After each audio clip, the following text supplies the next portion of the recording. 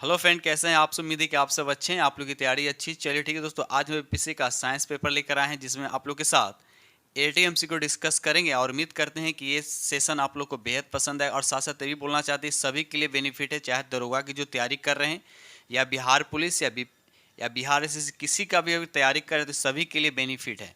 और इसमें हम 80 क्वेश्चन आप लोग के साथ डिस्कस करने वाले हैं, तो वीडियो को लास्ट तक बने रहिएगा। और जो फ्रेंड चैनल पर पहली बार विजिट कर रहे हैं तो चैनल को सब्सक्राइब जरूर कर दिए, ठीक है। तो स्टार्ट करते हैं हम लोग क्वेश्चन नंबर फर्स्ट। चलिए, ये रहा क्वेश्चन नंबर आपका फर्स्ट जो स्क्रीन पे आप लोग को दिख रहा है, ठीक है। पहले क्या कीजिए, खुद से प्रैक्टिस कीजिएगा और रेटिंग में आप लोग कितने लाते हैं कमेंट सेक्शन में जरूर बताइएगा। क्वेश्चन नंबर यहाँ पर फर्स्ट कहता है कि मानव शरीर में मौजूद निम्नलिखित कोशिकाओं में से किसमें माइटोकॉन्ड्रिया नहीं पाया जाता। तो यहाँ पर आरबीसी में क्या होता है, माइटोकॉन्ड्रिया नहीं पाया, तो इसका मतलब बाकी सभी में क्या होता है, माइटोकॉन्ड्रिया पाया जाता है। साथ साथ ये भी याद रखिएगा माइटोकॉन्ड्रिया की खोज किसने किया था, तो अल्टमैन ने किया था 1890 ईस्वी में। और इसको माइटोकॉन्ड्रिया नाम किसने दिया था, तो बेंडा, याद रखिएगा। चलिए आगे बढ़ते हैं। क्वेश्चन नंबर 2 कहता है कि मियोसिस के किस स्टेज पर गुणसूत्र की संख्या आधी हो जाती है। तो यहाँ पर राइट आंसर आपका बी हो जाएगा। एनाफेज 1 की स्थिति में गुणसूत्रों की संख्या क्या होती है, आधी हो जाती है, ठीक है। मियोसिस विभाजन के फलस्वरूप मेल में स्पर्म और फीमेल में क्या होता है, ओवम का निर्माण होता है, ठीक है। चलिए ये रहा अगला प्रश्न, देखिए क्वेश्चन नंबर यहाँ पे 3। त्वचा में अतिरिक्त रंजनक का उत्पादित उत्प्रेरित होता है, मुख्यतः आपको बताना है किसके करने से। तो यहाँ पर राइट आंसर आपका भी हो जाएगा, विटामिन के कारण। याद रखिए विटामिन के कारण ऐसा होता है, ठीक है। और साथ साथ ये भी याद रखिए विटामिन जो एनर्जी प्रदान नहीं करता। क्वेश्चन नंबर 4 कहता है सर्वाधिक गति से कार्य करने वाला एंजाइम कौन, सबसे ज़्यादा तेजी से कार्य कौन करता है। तो यहाँ पर राइट आंसर आपका भी हो जाएगा, कार्बोएनहाइड्रेट। याद रखिए कार्बोएनहाइड्रेट जो है इसका राइट आंसर हो जाएगा। आगे बढ़ते हैं हम लोग। ये रहा क्वेश्चन नंबर आपका 5। क्वेश्चन नंबर 5 कहता है पतियों में संवहन बंडल पाए जाते हैं, तो आपको बताना है किस में पाया जाता है। तो यहाँ पर राइट आंसर आपका फर्स्ट हो जाएगा, यानी सिराओं में पाए। तो याद रखिए सिराओं में पाया जाता है। पतियों में संवहन बंडल कहाँ पाया जाता है, तो सिराओं में पाया जाता है, ठीक है। चलिए आगे बढ़ते हम लोग अगले प्रश्न की तरफ।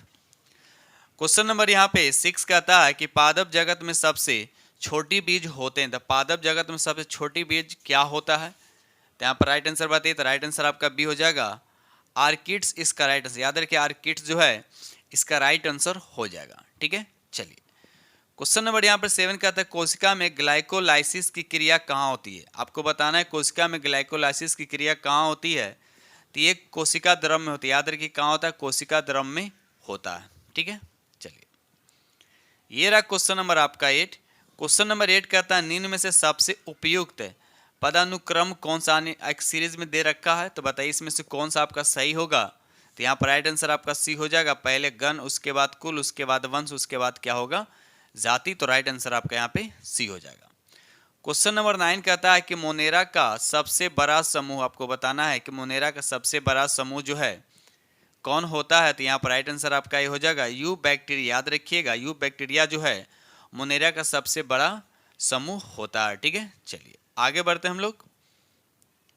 क्वेश्चन नंबर यहाँ पे 10 कहता है कि 4 वेसी हृदय किन में होता है, यानी 4 वेसी हृदय जो किस में होता है। तो इसका राइट आंसर आपका स्तनियों में होता है, यानी 4 चैम्बर की बात किया जाता है। याद रखिएगा अगर उभयचर और सरीसृप की बात करें तो उसमें 3 होता है, ठीक है। मगरमच्छ में 4 प्रकार के कोष्ठ होता है और मछली में क्या होता है, द्विकक्षीय होता है। तो ये सब फैक्ट याद रखिएगा।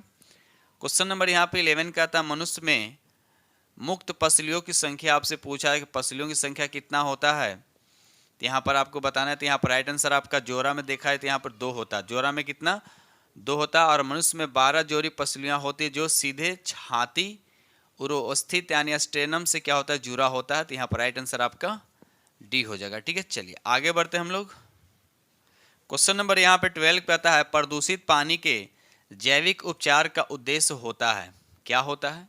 तो यहाँ पर राइट आंसर आपका हो जाएगा BOD को कम करना। क्या होता है, BOD को कम करना, इसका राइट आंसर। BOD का पूरा नाम क्या, तो बायोकेमिकल ऑक्सीजन डिमांड, ठीक है। चलिए आगे बढ़ते हैं। ये रहा क्वेश्चन नंबर आपका 13। आपको बता दूं कि ये जो है BPSC टीचर 6 to 12 के लिए सभी के लिए है। और ये बिहार दरोगा की जो तैयारी कर उनको लिए भी बेनिफिट है, जो बिहार एसएससी की भी तैयारी करे या बिहार पुलिस का यानी किसी भी एग्जाम के लिए अगर तैयारी करे तो सभी के लिए क्या है, ये वीडियो आप लोग को हेल्पफुल रहेगा। ठीक है, ऐसा नहीं कि बीपीएससी जो टीचर उन्हीं के लिए हेल्पफुल है, सभी के लिए हेल्पफुल है। आगे बढ़ते तो सभी लोग इसको देख सकते हैं। क्वेश्चन नंबर यहाँ पे 13 कहता है कि बीटी कॉटन नहीं, आपको बताना है इसमें कौन जो बीटी कॉटन नहीं है, तो यहाँ पर राइट आंसर आपका डी हो जाएगा। सभी पेस्टिसाइड के लिए प्रतिरोधी जो इसका राइट आंसर हो जाएगा। चलिए देखिए क्वेश्चन नंबर यहाँ पर 14 आपको बताना है इसमें कौन सा जोड़ा आपका गलत है, बताइए इसमें कौन सा जोड़ा आपका गलत है। तो यहाँ पर देखा है तो पहला ही आपका जोड़ा क्या आपका गलत है, रामसर सभा जो है वायु प्रदूषण, ये आपका क्या है गलत है, यानी रामसर सम्मेलन नम भूमि संरक्षण के लिए विश्व स्तरीय प्रयास है, इसका मतलब पहला ऑप्शन आपका क्या है गलत है, बाकी सभी आपका क्या सही है। क्योटो प्रोटोकॉल ये जलवायु परिवर्तन से संबंधित सही है। मॉन्ट्रियल प्रोटोकॉल जो ओजोन रिक्तीकरण से है। आर्यो सभा जो ये धारणीय विकास से है, याद रखिएगा धारणीय विकास है, लेकिन रामसर सम्मेलन जो है ये नम भूमि के संरक्षण से संबंधित है, इसलिए पहला आपका गलत हो गया। क्वेश्चन नंबर यहाँ पर 15 कहता है एंजाइम क्रिया करते हैं, तो आपको बताना है एंजाइम क्रिया कैसे करते हैं, तो यहाँ पर राइट आंसर आपका हो जाएगा सक्रिय ऊर्जा घटाकर, याद रखिएगा इसका राइट आंसर आपका फर्स्ट हो जाएगा। क्वेश्चन नंबर 16 कहता है प्रोकैरियोटिक्स, प्रोकैरियोटिक जो होता है निम्न में से किसका अभाव होता है, यानी किस कहता है कि प्रोकैरियोटिक में निम्न में से किसका अभाव होता है, यानी कौन इसमें नहीं होता, तो यहाँ पर राइट आंसर आपका डी हो जाएगा। माइटोकॉन्ड्रिया क्या होता है इसमें नहीं होता, याद रखिए आप प्रोकैरियोटिक्स में क्या होता है माइटोकॉन्ड्रिया का क्या होता है अभाव होता है। ठीक है, चलिए आगे बढ़ते हैं हम लोग। क्वेश्चन नंबर यहाँ पे 17 कहता है जीवित प्राणियों के शरीर में होने वाली निम्नलिखित में से कौन सी एक प्रक्रिया पाचन प्रक्रिया है, तो बताइए 17 का राइट आंसर, 17 का राइट आंसर आपका फर्स्ट हो जाएगा। प्रोटीनों का अमीनो अम्ल में क्या होता है विघटन होना, याद रखिए प्रोटीनों का अमीनो अम्ल में क्या होता है विघटन होना, इसका राइट आंसर हो जाएगा। आगे बढ़ते हम लोग अगले प्रश्न की तरफ। ये रहा अगला प्रश्न, देखिए क्वेश्चन नंबर यहाँ पे 18 कहता है प्राकृतिक वृद्धि नियंत्रण यानी ग्रोथ कंट्रोल हार्मोन्स आपको बताने कि इसमें से कौन सा है, तो यहाँ पर राइट आंसर आपका बी हो जाएगा इंडोल एसिटिक एसिड, याद रखिए इंडोल एसिटिक एसिड इसका राइट आंसर हो जाएगा। ठीक है, चलिए आगे बढ़ते हैं। एक और आता है जिब्रेलिन, आनुवांशिक रूप से बौने पौधों को लंबा करने के लिए जिब्रेलिन हार्मोन का प्रयोग किया जाता है।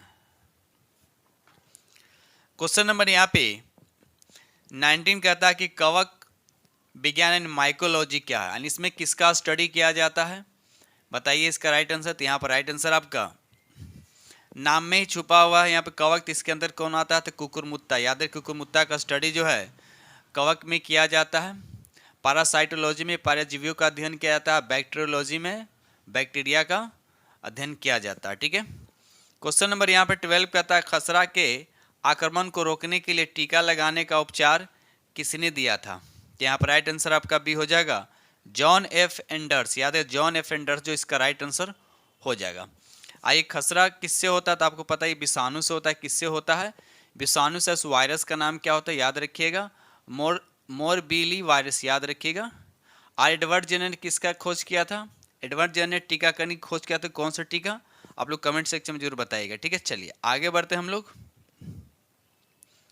ये रहा क्वेश्चन नंबर आपका 21 कहता अपोमिक 6 लिखा, अपोमिक 6 लिखा हुआ का अर्थ आपको बताना है कि इसका अर्थ क्या होता है, तो यहाँ पर राइट आंसर आपका हो जाएगा बगैर लिंगी जनन हुए भ्रूण का निर्माण, इसका राइट आंसर हो जाएगा। ठीक है, चलिए ये आपको बताने यहाँ पर कि प्रोटीन संश्लेषण प्रोटीन सिंथेसिस में सही क्रम आपको बताने हैं, तो यहाँ पर राइट आंसर आपका बी हो जाएगा डीएनए, उसके बाद आरएनए, उसके बाद अमीनो अम्ल, उसके बाद हो जाएगा आपका प्रोटीन, तो राइट आंसर आपका यहाँ पे क्या हो जाएगा बी आपके करेक्ट आंसर हो जाएंगे।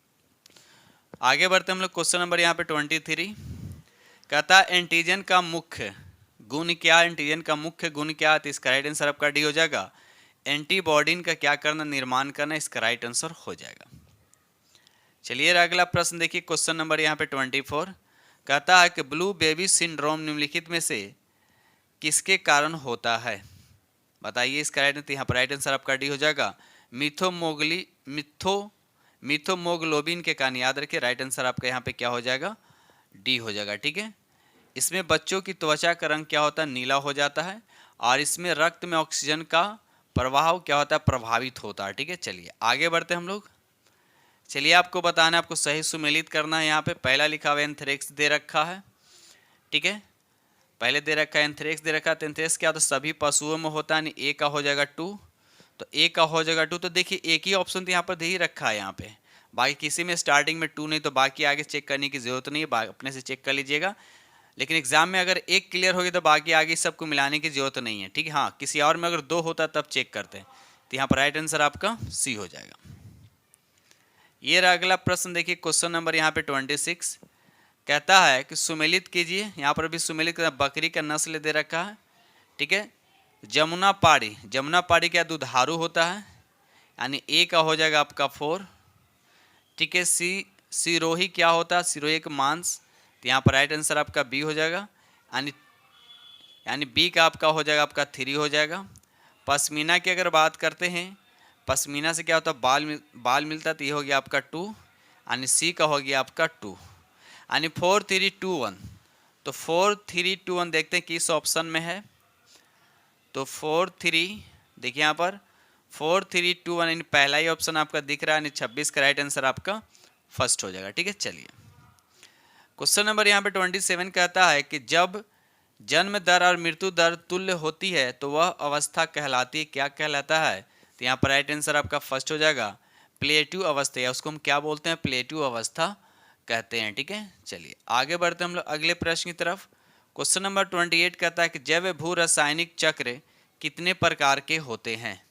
तो यहाँ पर राइट आंसर आपका ये हो जाएगा, ये 2 प्रकार के होते हैं। कितने प्रकार के होते हैं, ये 2 प्रकार के होते हैं। आगे बढ़ते हम लोग अगले प्रश्न की तरफ। कहता है जल की अधिकतम मात्रा जिसकी पौधों की आवश्यकता होती है वह इसका औसत निम्न में किस माध्यम से करता है। तो यहाँ पर राइट आंसर आपका डी हो जाएगा, ये जड़ों के बालों से। याद रखिए, ये भी और साथ साथ ये बताना चाहते हैं, अभी हम जीव विज्ञान का प्रश्न ले रहे हैं, इसमें हम करीब करीब आप लोगों के साथ 500 क्वेश्चन डिस्कस करेंगे, उसके बाद हम फिजिक्स का। ठीक है, तो ध्यान रखिएगा। चलिए देखिए, सबसे ज़्यादा बच्चे फंसते हैं बायोलॉजी के क्वेश्चन में ही फंसते हैं। ठीक है, इसीलिए बायोलॉजी को हम पहले स्टार्ट किया हूँ। चलिए आगे बढ़ते हम लोग अगले प्रश्न की तरफ। क्वेश्चन नंबर यहाँ पे 29 कहता है, हाँ तो 29 का आंसर क्या होगा, तो यहाँ पर राइट आंसर आपका क्या हो जाएगा, डी हो गया। चलिए आगे बढ़ते हम लोग। क्वेश्चन नंबर यहाँ पे 30 कहता है शरीर की वृद्धि व क्षतिग्रस्त कोशिकाओं और ऊतकों का सुधार करने का कार्य कौन करता है। तो बताइए 30 का राइट आंसर क्या हो जाएगा। तो यहाँ पर 30 का राइट आंसर आपका सी यानी प्रोटीन। याद रखिए, प्रोटीन जो है शरीर में वृद्धि व क्षतिग्रस्त कोशिकाओं और ऊतकों को सुधारने में क्या करता है, कार्य करता है। याद रखिएगा। चलिए साथ साथ ये भी याद रखिए, प्रोटीन में लगभग कितने प्रकार के अमीनो अम्ल होते हैं, तो 20 प्रकार के होते हैं। ठीक है, चलिए आगे बढ़ते हैं हम लोग। क्वेश्चन नंबर यहाँ पे 31 कहता है 5 जगत वर्गीकरण निम्न में से किसने दिया था। 5 जगत वर्गीकरण निम्न में से किसने दिया था, तो बताइए इसका राइट आंसर क्या होगा। तो राइट आंसर आपका फर्स्ट हो जाएगा व्हिटकर, इसका राइट आंसर हो जाएगा। ठीक है, और कब दिया था, तो 1976 में। पांचों का नाम याद रखिएगा, मोनेरा, प्रोटिस्टा, प्लांटी, कवक और एनीमेलिया। ठीक है, चलिए आगे बढ़ते हैं हम लोग। ये रहा अगला प्रश्न, देखिए क्वेश्चन नंबर यहाँ पे 32। कोशिका में कितने प्रकार के आरएनए पाए जाते हैं। कोशिका में कितने प्रकार के आरएनए पाया जाता है, तो यहाँ पर राइट आंसर आपका बी हो जाए, 3 प्रकार के आरएनए पाया जाता है। mRNA, tRNA और उसके बाद RNA में पाया जाता है। याद रखिएगा। चलिए आगे बढ़ते हैं। क्वेश्चन नंबर यहाँ पे 33। एक जीन एक एंजाइम सिद्धांत के प्रवर्तक हैं, तो कौन है। तो यहाँ पर राइट आंसर आपका सी हो जाएगा, बिंडल और टैटम, जो इसका राइट आंसर हो जाएगा। आगे बढ़ते हम लोग अगले प्रश्न की तरफ। क्वेश्चन नंबर यहाँ पे 34 कहता है कि लिग्निन की उपस्थिति प्रमुख गुण है। तो यहाँ पर राइट आंसर आपका बी हो जाएगा, जाइलम, इसका राइट आंसर। याद रखिएगा, जाइलम जो है इसका राइट आंसर हो जाएगा। ठीक है, साथ साथ ये भी याद रखिएगा कि जाइलम उत्तक जो ये 4 प्रकार की कोशिकाओं से बना होता है। ठीक है, चलिए आगे बढ़ते हैं हम लोग। क्वेश्चन नंबर यहाँ 35 कहता है प्रोटीन ऊर्जा कुपोषण का परिणाम क्या होता है।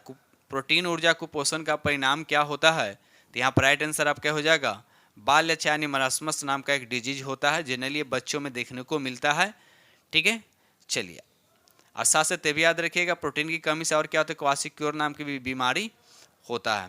क्वासिक्योर में क्या होता है, बच्चों के हाथ पांव क्या होता है, दुबला पतला हो जाता है और पेट जो है बाहर की ओर निकला होता है, इस तरह से होता है। ठीक है, चलिए आगे बढ़ते हैं हम। क्वेश्चन नंबर यहाँ पे 36 कहता है कॉकरोच में कितनी एलरी पेशियां होती, कॉकरोच में कितनी एलरी पेशियां होती है, तो यहाँ पर राइट आंसर आपका डी हो जाएगा, यानी 13 जोड़ी। याद रखिएगा 13 जोड़ी इसका राइट आंसर हो जाएगा। और कॉकरोच किस संघ के अंतर्गत आता है, तो आर्थ्रोपोडा। ठीक है, किस संघ के अंतर्गत आता है, तो आर्थ्रोपोडा, याद रखिएगा। क्वेश्चन नंबर यहाँ पे 37 कहता है पेप्सिन होता है, तो आपको बताना है पेप्सिन क्या होता है। तो पेप्सिन एक तरह का क्या होता है, एंजाइम, यानी इसको बोल सकते हैं पेप्सिन प्रोटीन को पचाने वाला एक तरह का क्या होता है, एंजाइम होता है। तो राइट आंसर आपका बी हो जाएगा। आगे बढ़ते हम लोग अगले प्रश्न की तरफ। क्वेश्चन नंबर यहाँ पे 38 कहता है मनुष्य तथा अन्य स्तनियों में ग्रीवा कशेरुओं की आदर्श संख्या कितना है, तो यहाँ पर राइट आंसर आपका यानी 7 होता है। कितना होता है, 7 होता है। ठीक है, चलिए क्वेश्चन नंबर यहाँ पे 39 कहता है दुग्धजनक हार्मोन का स्राव कहाँ पर होता है, बताइए। तो यहाँ पर राइट आंसर आपका डी हो जाए, पीयूष ग्रंथि से, याद रखिएगा पीयूष ग्रंथि इसका राइट आंसर, और इसको मास्टर ग्रंथि भी कहा जाता है। ठीक है, चलिए आगे बढ़ते हम लोग।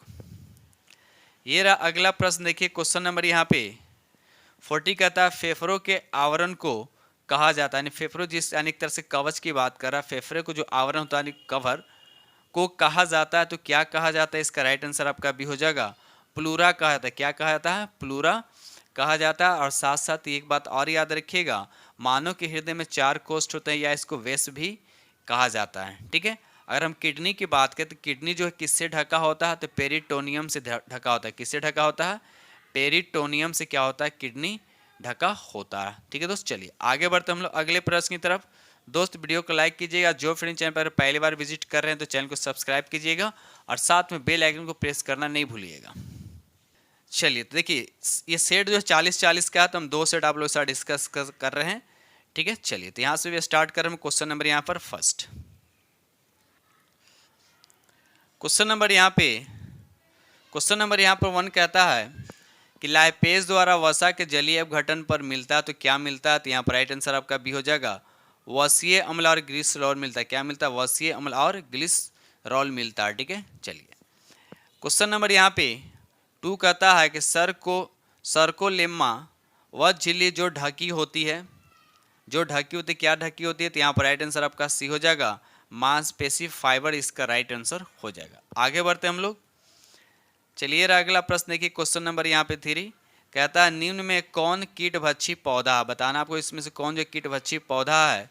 तो यहाँ पर देखा है तो ड्रॉसेरा भी है, और उसके बाद नेपेंथिस भी है, तो यहाँ पर राइट आंसर आपका सी हो जाएगा। क्वेश्चन नंबर 4 कहता है कि जिनोस्पर्म होते हैं तो कैसे होते हैं, तो ये क्या होता है, बीज युक्त पादप होता है। क्या होता है, बीज युक्त पादप होता है। ठीक है, चलिए और साथ साथ ये भी याद इसमें सोवान उत्तक होते हैं, यानी जाइलम और फ्लोएम पाया जाता है किसमें, तो जिनोस्पर्म में। ठीक है, चलिए आगे बढ़ते हैं हम लोग। क्वेश्चन नंबर यहाँ पर 5 कहता है कि डीपीटी का टीका किस रोग की रोकथाम के लिए लगाया जाता है, बताइए। तो डीपीटी का टीका जो है किस रोग की रोकथाम के लिए लगाया जाता है, तो यहाँ पर 5 का राइट आंसर आपका डी हो, यानी डिप्थीरिया के लिए भी, कुकुर खांसी के लिए भी, टेटनस के लिए, तो राइट आंसर आपका यहाँ पे डी हो जाएगा। ठीक है, क्वेश्चन नंबर 6 कहता है कि पीलिया रोग रुधिर में निम्न में से मात्रा बढ़ने से होता है, यानी किसकी मात्रा बढ़ने से पीलिया रोग होता है, तो यहाँ पर राइट आंसर आपका ये हो जाएगा बिलीरुबिन। याद है बिलीरुबिन की मात्रा बढ़ने से होता है। ठीक है, चलिए और पीलिया रोग का एक दूसरा नाम ये भी याद रखें, हेपेटाइटिस के नाम से भी इसको जाना जाता है। चलिए अगला प्रश्न देखिए क्वेश्चन नंबर यहाँ पे 7 कहता है कि पारिस्थितिकी पिरामिड सर्वप्रथम किसने प्रस्तावित किए हैं, सबसे पहले किसने, तो यहाँ पर राइट आंसर आपका हो जाएगा चार्ल्स एल्टन। याद है कि चार्ल्स एल्टन जो है इसका राइट आंसर हो जाएगा। आगे बढ़ते हम लोग अगले प्रश्न की तरफ। क्वेश्चन नंबर यहाँ पे 8 कहता है कि कोशिका भित्ति का अभाव होता है, आपको बताना है कोशिका भित्ति का अभाव किसमें होता है, तो यहाँ पर राइट आंसर आपका बी हो जाएगा अधिकांश प्रोटिस्टा में। याद रखिए अधिकांश प्रोटिस्टा इसका राइट आंसर हो जाएगा। ठीक है, चलिए यानी कोशिका भित्ति जो है पौधों में पाया जाता है, जंतु कोशिका में नहीं होता। क्वेश्चन नंबर 9 कहता है कि ग्वानिन और साइटोसिन के बीच कितने हाइड्रोजन बंधन होते हैं, बताइए। तो ग्वानिन और साइटोसिन के बीच जो है 3 हाइड्रोजन बंधन होते हैं, तो राइट आंसर आपका क्या हो जाएगा, यहाँ पर बी हो जाए, 3 आपका राइट आंसर हो जाएगा।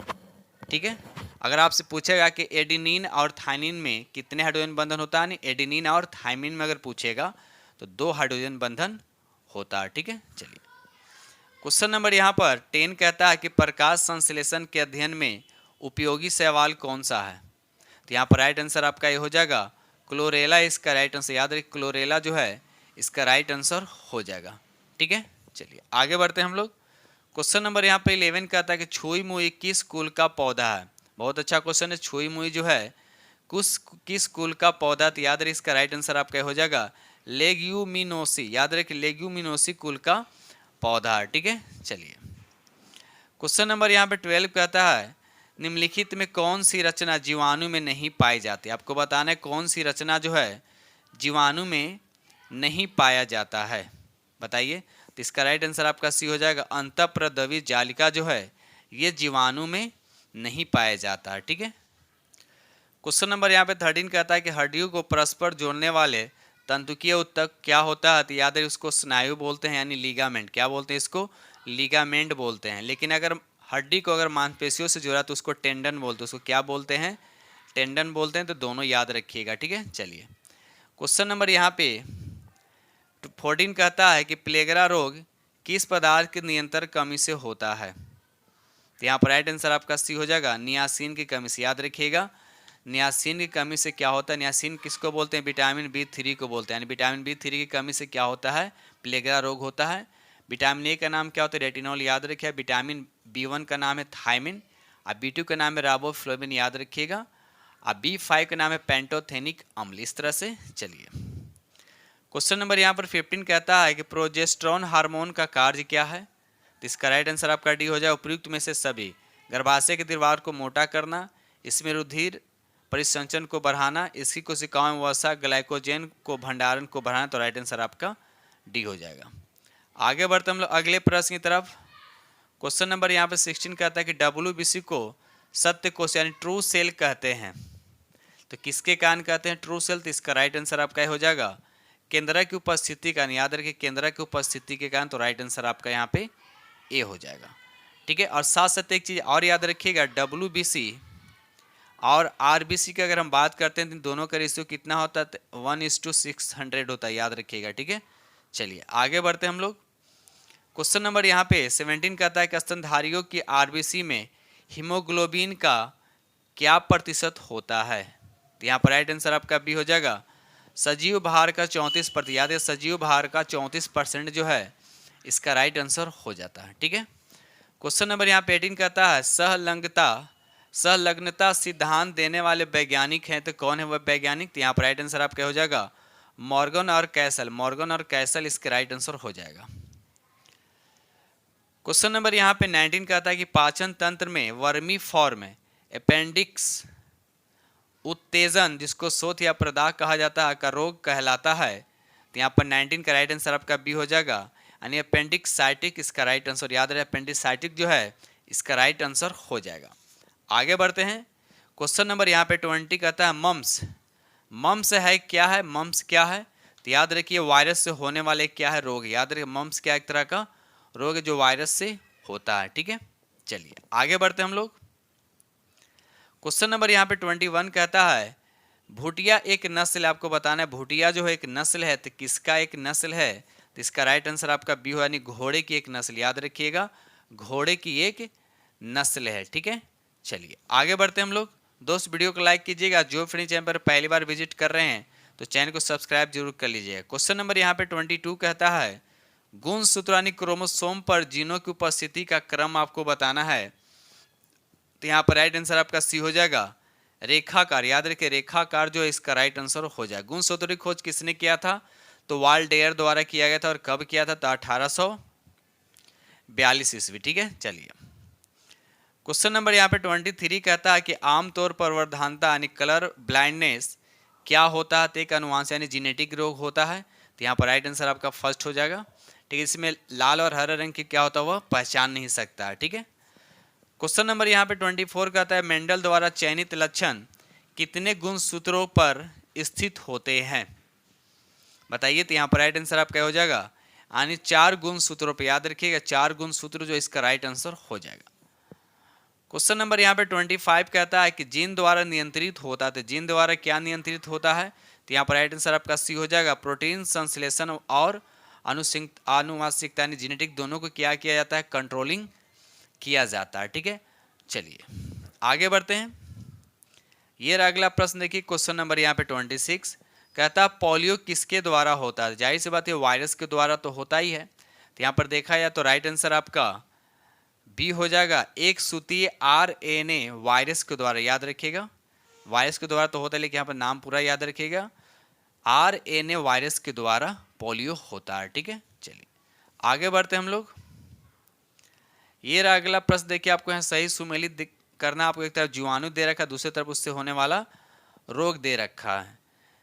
ठीक है, तो यहाँ पर देखा जाए तो पहला लिखा हुआ यहाँ पे प्लेग लिखा हुआ। क्या लिखा हुआ, प्लेग लिखा हुआ। तो बताइए कि प्लेग जो किससे होता है, तो ये होता है वार्सिनिया से होता है। वार्सिनिया पेस्टिस यानी बी का। पहले का देखिए एक से चेक करते हैं ना।